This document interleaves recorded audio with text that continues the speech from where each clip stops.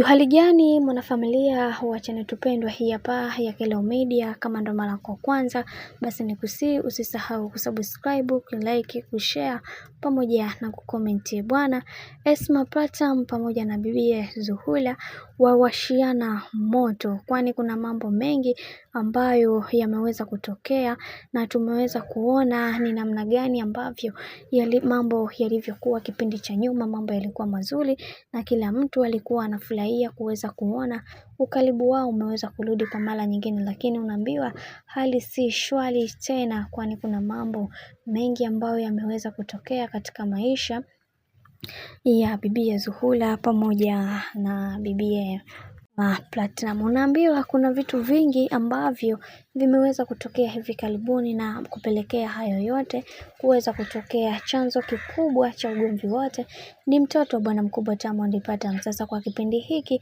bibiye Zuchu anaonekana si mtu muhimu na si mtu bora tena kwa upande wa familia ya bwana mkubwa Diamond Platnumz, kwani wamekuwa wakizungumza na kusema kwamba bibiye Zuchu si mtu mzuri kwa sababu ameweza kukataa mtoto asiweze kuongea na baba yake.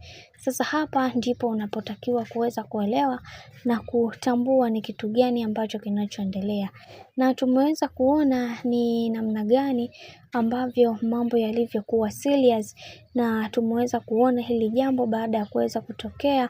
Mama Dangote aliweza kukasirika sana na kusema kwamba kwa hiki alichoweza kukifanya bibiye Zuhura sintoweza kumsamehe kamwe, kwani ameweza kunichokozea mjukuu wangu, sintoweza kumwacha salama, kwa sababu mimi binafsi natamani kuweza kuhakikisha kila kitu kikiwa katika misingi iliyo imara, na natamani kuweza kuona kila kitu kwa mjukuu wangu kikienda sawa, lakini yeye amekuwa mtu ambaye anaitenganisha familia yangu. Hili jambo sijapendezewa nalo na sitamani kabisa kuendelea kuliongelea, ila ninachokitaka ni yeye kuweza kumuomba msamaha bibiye Esma. Hili jambo limemfanya bibiye Zuchu aweze kuumia sana na kusema kwamba hii familia si familia nzuri kwa upande wangu, baada ya wao upande wangu, lakini wao wamekuwa moja kati ya watu ambao wanampigania Zari. Kiukweli hili jambo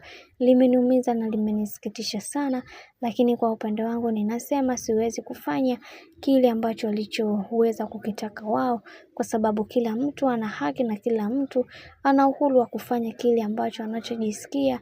Hivyo kwa upande wangu sintofanya kile ambacho wanachokitaka wao, bali nitafanya kile ambacho ninachokitaka mimi na sio kile wanachokitaka wao, kwa sababu mimi ni mtu ambaye ninajielewa na kujitambua pia.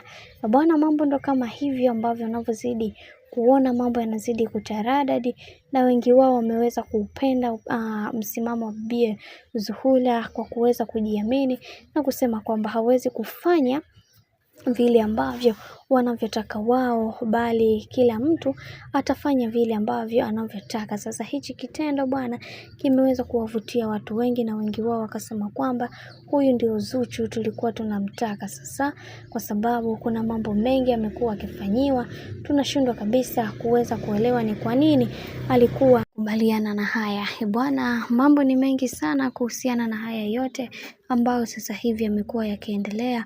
Mimi naomba nikusihi kitu kimoja, kama ndo mara yako kwanza, usisahau kusubscribe, like, kushare pamoja na kucomment. Mimi sina la ziada, uacha nikutakia siku njema na kazi njema.